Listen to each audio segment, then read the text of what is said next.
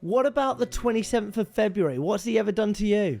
Well, he's been bloody mean to me, actually. He's been picking me on the playground, and he said, "Ooh, what are you, clever?" And I went, "No." No, you weren't. But you are now. Because it's the 27th of February.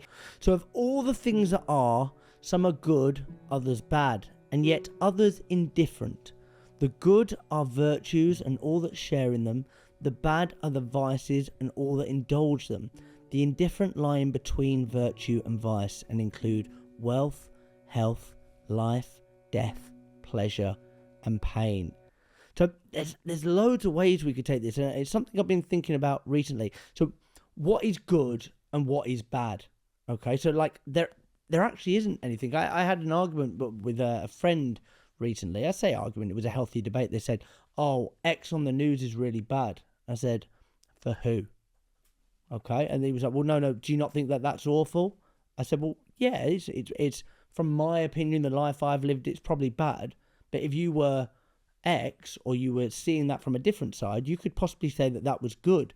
So it's about what is good and what is bad. And one of the things that gets thrown around in the world of sales is what makes a good salesperson.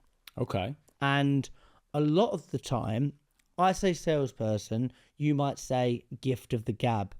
You might say cheeky chops. You might say being able to talk the hind legs off a donkey. So some of those phrases that get thrown around for salespeople are extrovert. You can put him in a room and he's going to be able to work the room and talk to anybody. Whereas me and you, we're probably like very different. You're probably, what would you say you are? Introverted, extrovert? Yeah, I'm a bit of a duality between the two. I've got a social battery that tires. Yes.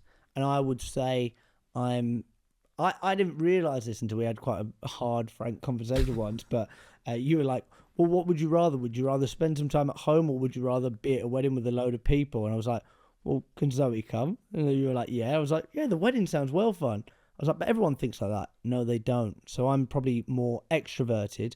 But there is a debate on what makes a better salesperson, extrovert or introverts. And typically, extroverts will win the debate. But actually, there's something special about introverts when it comes to selling. Definitely. I had a very, very brief stint when I first started out in sales and recruitment. It didn't last very long. It wasn't for me. We can talk about that another time. But it was a very typical recruitment company. It was very testosterone fueled. I think Wolf of Wall Street had just come out. There were extracurricular activities that go on in those sorts of businesses. But there was one guy in there, I've actually forgotten his name, but there was one guy in there who was at the top of the board consistently. He wasn't the loudest guy in the room. He wasn't the most outgoing. You didn't see him in the pub every night. And I said to someone, what is it about him that makes him so good? And they went, "Oh, say he's called Steve." "Oh, Steve, you can never tell that he's selling." And everyone's talking really loud and animatedly and jumping around the office. He just sat really quietly, going up to the board really quietly, putting a new number on the board, putting a new meeting on the board, and just getting the job done. But he was very, very introverted compared to everyone else in the office, and yet he was the best performer. That I feel like that is the secret to selling. Does it feel like you're selling? No, it feels like you're just there. You're just the therapist, the lazy river. It's the it's like the midwit meme that you see of like just the expert makes it feel like they're not doing anything and they're just there. You don't need to put on a show. And introverts probably more empathetic. Mm-hmm. Is that fair? Probably better listeners. And they're better at following systems and processes. I know as an extrovert, probably what comes with that is a bit, one day you can be on it and you can be top of the food chain, you'll be smashing it out.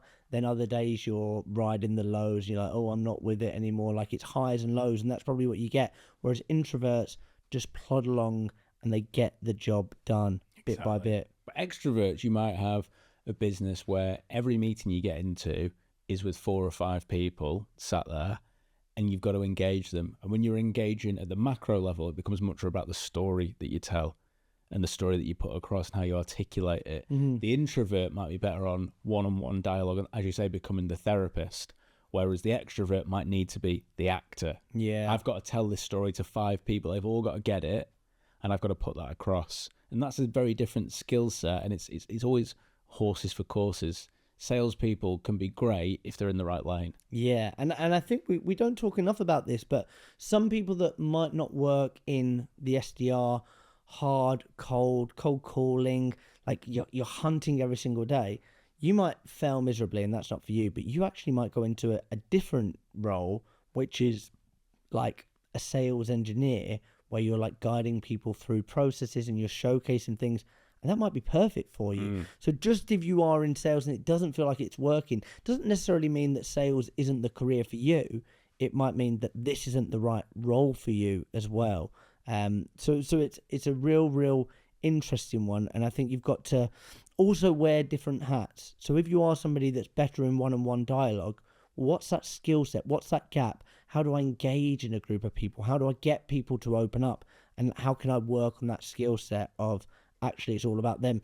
As you know, in our when we sit down and we have a conversation, me and you can be jumping around and shouting things and over talking, like talking over each other and getting really excited. But I know that when I get into a sales call, I shut up. And that's a switch I have to turn on, and I have to sit back. And that's probably why people are disappointed when they come to the calls, because they expect me to be this clown that's going to do it then. Do the funny bit. Do the song that you did on the podcast. So it's just about being the right version of you at the right time. Amazing. I've been Jack Frimston. I've been Zach Thompson. Remember, you will die. Wicked, jungle is massive.